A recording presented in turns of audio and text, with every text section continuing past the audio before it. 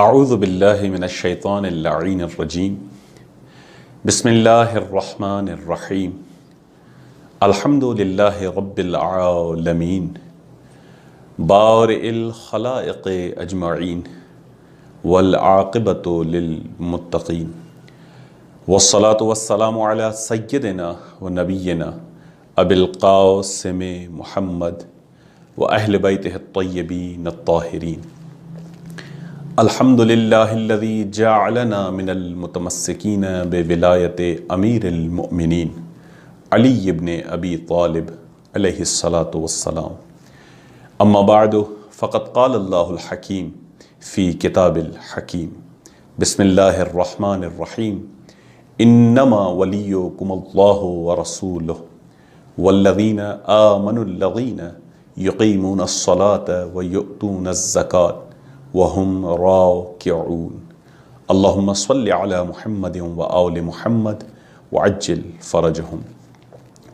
ناظرین محترم، سامعین گرامی قدر، عید سعید غدیر کے پرمسرت موقع پر آپ کی خدمت میں ہدیہ تبریک پیش کرتے ہیں۔ ولایت کے موضوع پر آج اس نشست کی تیسری کڑی میں ہم آپ کی خدمت میں حاضر ہیں۔ آپ کی خدمت میں ہم بیان کر رہے تھے کہ سورہ مائدہ کی 55ویں آیت میں جس طرح ولایت کو بیان کیا گیا ہے وہ ایک سلسلہ ولایت ہے کہ جو ربوبیت سے شروع ہوتا ہے، رسالت و نبوت سے ہوتا ہوا امامت پر اختتام پذیر ہوتا ہے۔ یہ ایک ہی ولایت کا انداز ہے، ایک ہی ولایت ہے۔ اور اس کے بعد ہم نے اس ولایت کے اظہار و اعلان کے اشتراک کو آپ کی خدمت میں بیان کیا کہ ان تینوں ولایتوں کا اظہار اشتراک قرآن میں ایک ہی انداز سے بیان کیا گیا ہے۔ آئیے اس نشست میں ایک اور اشتراک کو ہم آپ کی خدمت پہ بیان کریں کہ جو ان تینوں ولایتوں کے ساتھ مربوط ہے۔ جہاں جہاں قرآن میں ان تینوں ولایتوں کا ذکر ہوا ہے وہاں پر اس اشتراک کو بیان کیا گیا ہے کہ جو اشتراک اس بات پر دلیل ہے کہ یہ ولایت ایک ہی ولایت ہے اور یہ تین ولایتیں ایک ولایت کے مختلف پہلو ہیں۔ تو آئیے جلدی سے ان آیات کی تلاوت کریں کہ جو اس ولایت کے اظہار پر دلالت کرتی ہیں۔ سورہ اعراف کی ہم نے 172ویں آیت آپ کی خدمت میں تلاوت کی تھی کہ جس میں اعلان ولایت ربوبیت ہو رہا تھا۔ جب خدا نے اپنی ربوبیت کا اعلان کیا تو کہا وَإِذْ أَخَذَ رَبُّكَ مِن بَنِي آدَمَ مِن ظُهُورِهِمْ ذُرِّيَّتَهُمْ وَأَشْهَدَهُمْ عَلَىٰ أَنفُسِهِمْ أَلَسْتُ بِرَبِّكُمْ قَالُوا بَلَىٰ شَهَدْنَا۔ خدا نے اپنی ربوبیت کا اعلان کیا، نفوس کو خود پر گواہ بنا کر ان سے اقرار لیا کہ آپ گواہی دیں کہ ہم خدا ہیں، ہم آپ کے رب ہیں، ہم آپ کے خالق و مالک و پروردگار و پالنہار ہیں۔ سب نے اقرار بھی کیا، گواہی بھی دی۔ اس کے بعد خدا نے فرمایا، اقرار کر لیا، گواہی دے دی، ہماری ربوبیت کا اعلان کر لیا، اب ایسا نہ ہو، مبادا یہ نہ ہو کہ ان تقولوا یوم القیامہ انا کنا عن ھذا غافلین۔ تم نے دیکھا کہ ہم نے اپنی وحدانیت اور ربوبیت کو تمہاری فطرت میں رکھا ہے، تمہارے وجود کے اندر سرشت میں ہم نے ملایا ہے اپنی وحدانیت اور ربوبیت کو۔ اب مبادا ایسا نہ ہو کہ روز قیامت آ کر ہمارے سامنے کھڑے ہو جاؤ اور یہ کہو کہ ہم اپنی فطرت سے غافل تھے، ہم اپنی اندر کی آواز کو سن نہ پائے، ہم غافلین میں سے تھے۔ میں تمہارے اس عذر کو روز قیامت ہرگز قبول نہیں کروں گا۔ خدا نے اس چیز کو کہ میں ہرگز فطری آواز پر لبیک نہ کہنے کے عذر کو قبول نہیں کروں گا۔ کوئی بھی تمہارا دشمن ہو، چاہے وہ شیطان ہو، چاہے وہ دنیا ہو، جو تم کو میری ولایت سے دور کرے، میں تمہارے کسی عذر کو روز قیامت قبول نہیں کروں گا۔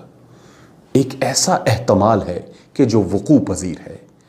بہت سارے ایسے انسان ہیں کہ جن کی یہ فطری آواز دبی ہوئی ہے، خدا نے اس شے کو، اقرار کے وقت برملا کیا کہ ہو سکتا ہے آگے چل کر تمہاری اس فطرت پر کچھ رنگ چڑھ جائیں، تمہاری اس فطرت پر کچھ غلاف چڑھ جائیں، جس کی وجہ سے تم اس فطرت کی آواز کو سن نہ پاؤ، ہماری ربوبیت کو محسوس نہ کر پاؤ، ہماری وحدانیت کے منکر ہو جاؤ۔ لیکن یاد رکھنا، کوئی بھی دشمن ہو، ہم تمہارے اس عذر کو قبول نہیں کریں گے اگر تم نے کوشش نہ کی تو۔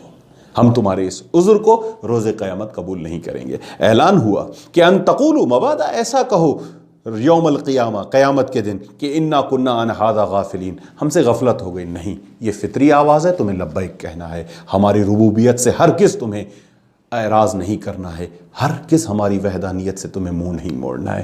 تو آپ نے ملاحظہ کیا، اپنی ربوبیت کے، ولایت ربوبیت کے اعلان کے ساتھ خدا نے اس امر کو بھی واضح کر دیا کہ میں کوئی عذر تمہارا قبول نہیں کروں گا کہ اگر تم نے اس ولایت سے منہ موڑا، اگر تم نے اس ولایت وحدانیت سے روگردانی کی تو ہم تمہارا عذر قبول نہیں کریں گے۔ یہ ولایت ربوبی کے حوالے سے، یہ ولایت وحدانیت کے حوالے سے۔ آئیے ایک قدم آگے چلتے ہیں، ولایت رسالی، ولایت نبوی۔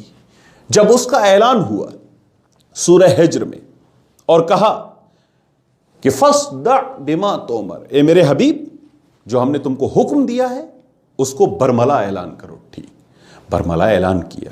وَأَعْرِضْ عَنِ الْمُشْرِكِينَ، مشرکوں سے منہ موڑ لیں،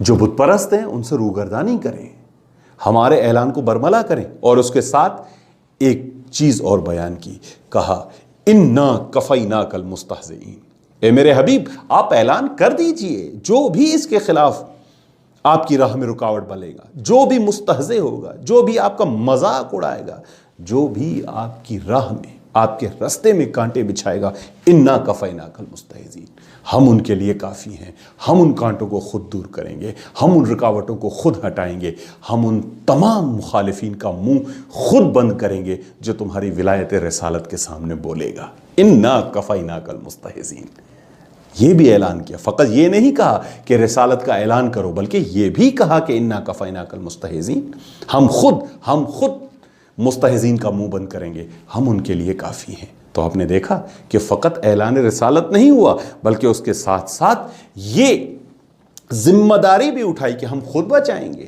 ہم خود مستہزین کا منہ بند کریں گے، ہم خود مخالفین کا منہ بند کریں گے اور ان کی آواز کو دبا دیں گے۔ آپ اپنا اعلان کیجئے۔